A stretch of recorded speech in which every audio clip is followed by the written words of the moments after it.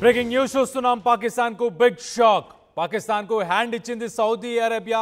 ఇటీవల పాకిస్తాన్ అలాగే Saudi Arabia మధ్య సైనిక ఒప్పందం ఏదైతే జరిగిందో, ఏ దేశం మీద దాడి జరిగినా కూడా ఇరు దేశాలపై దాడి జరిగినట్టే భావించాలని చెప్పేసి అగ్రిమెంట్ చేసుకున్నారు.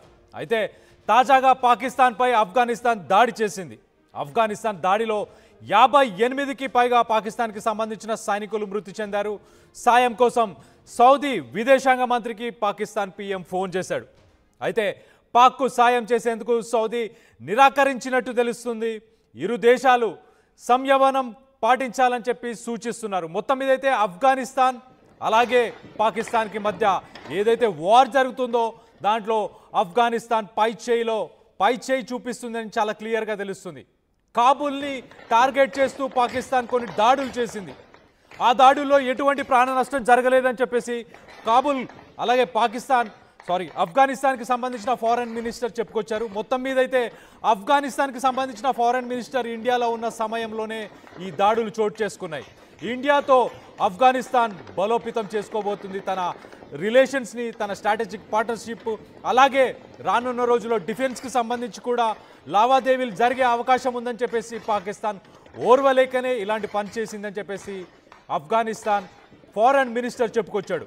మనం ఒక్కసారి చూస్తే early October cross border exchange Pakistan అలాగే ఆఫ్ఘనిస్తాన్ ఫోర్సెస్ ఇరువైపులా ఒకరిపై ఒకరు దాడులు చేసుకున్నారు.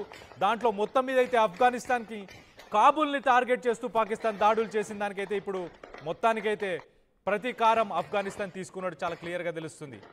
58 మంది పాకిస్తాన్కి సంబంధించిన పౌరులు, పాకిస్తాన్కి సంబంధించిన మిలిటరీ ఫోర్స్, ఆర్మీ ఫోర్స్ ఏదైతే ఉందో ఆ ఫోర్స్కి సంబంధించిన 58 మంది చనిపోయినట్టు తెలుస్తుంది.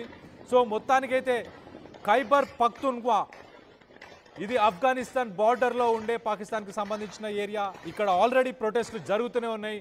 అక్కడ ఆర్మీని పాకిస్తాన్ ప్రజల మీదనే ఆర్మీని ప్రయోగించింది, మిసైల్స్ని ప్రయోగించింది. దానికి పక్కనే ఆఫ్ఘనిస్తాన్ బార్డర్ కూడా ఉంది. మొత్తానికైతే ఇటు నార్త్ పాకిస్తాన్, ఉత్తర పాకిస్తాన్ అలాగే ఆఫ్ఘనిస్తాన్ ఇవి రెండు కలిసి ఒక రకంగా పాకిస్తాన్ని ఉక్కిరి చేస్తున్నాయి. ఇలాంటి సమయంలో సౌదీతో ఏదైతే ఒప్పందం జరిగిందో ఆ ఒప్పందానికి సంబంధించి పాక్ పిఎం సౌదీ ఫారెన్ మినిస్టర్తో కూడా మాట్లాడారు. దీనికి సంబంధించి వాళ్ళ నుంచి వీళ్ళు కొంత హెల్ప్ని తీసుకునే ప్రయత్నం చేద్దాం అనుకున్నారు. కానీ మొత్తానికైతే అది సౌదీ అరేబియా నిరాకరించినట్టు తెలుస్తుంది.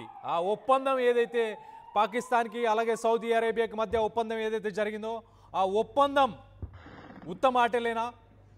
పాకిస్తాన్కి ఎటువంటి సపోర్ట్ ఇవ్వట్లేదు సౌదీ అరేబియా. మరి దీంట్లో ఎలాంటి ఆంతర్యం దాగుందనేది ఒక్కసారి నా కొలీగ్ నందు ఉన్నాడు, నందుతో మాట్లాడి తెలుసుకునే ప్రయత్నం చేద్దాం. నందు, చెప్పండి, అసలు ఎలా చూడాలి సౌదీ అరేబియా అలాగే పాకిస్తాన్కి సంబంధించి ఒక డిఫెన్స్ స్ట్రాటజిక్ పార్ట్నర్షిప్, ఒక డిఫెన్స్ డీల్ అంటే ఇరు దేశాలపై ఎవరు దాడి చేసినా అది తమపై దాడి అని చెప్పేసి పరిగణిస్తాం అని చెప్పి ఏదైతే ఒక స్టేట్మెంట్ ఇచ్చారో దానికి నిదర్శనం అయితే ప్రస్తుతానికి దానికి ఎలాంటి రియాక్షన్ అయితే సౌదీ ఇచ్చినట్టు తెలియట్లేదు.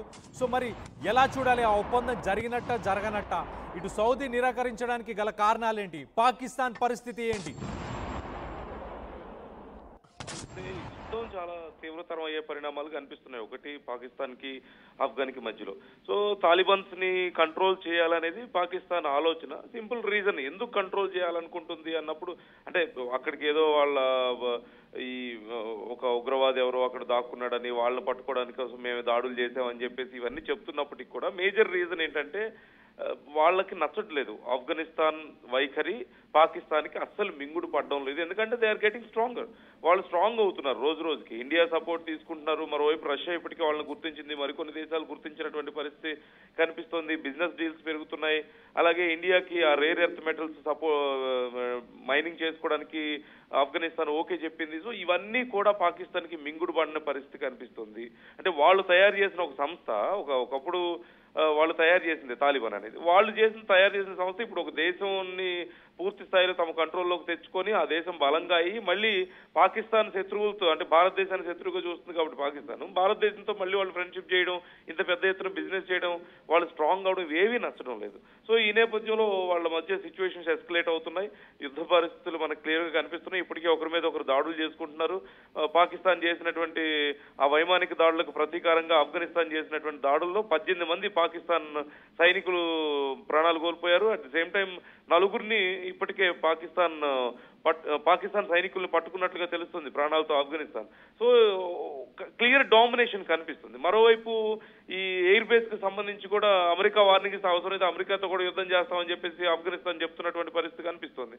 సో ఇలాంటి కండిషన్ లో ఉన్నప్పుడు పాకిస్తాన్ ఏం చేస్తుంది, మొన్న మనందరికీ తెలిసిందే సౌదీతో ఒక ఒప్పందం చేసుకుంది వ్యాపారానికి సంబంధించి, అలాగే రక్షణ ఒప్పందానికి సంబంధించి సౌదీతో ఫ్రెండ్షిప్ చేయడం మొదలుపెట్టింది.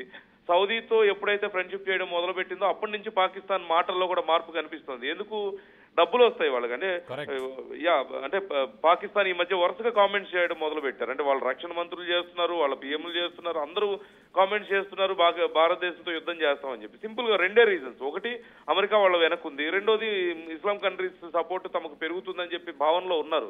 ఎందుకు, సౌదీతో సపోర్ట్ ఉండడం వల్ల. అంటే సౌదీకి మేము అవసరమైతే న్యూక్లియర్ వెపన్స్ కూడా ఇస్తామని చెప్పేసి అప్పుడు మాట్లాడినటువంటి పరిస్థితి. అంటే అగ్రిమెంట్ లో అది కూడా ఉందనేది చర్చ జరిగింది.